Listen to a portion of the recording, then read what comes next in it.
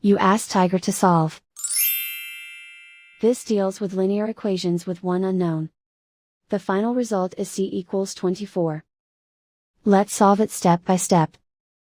Group all constants on the right side of the equation. Add 3 to both sides. Simplify the arithmetic.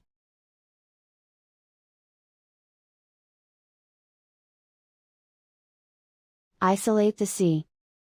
Multiply both sides by 3. Group like terms. Multiply the coefficients. Simplify the fraction. Simplify the arithmetic. And so the final result is c equals 24.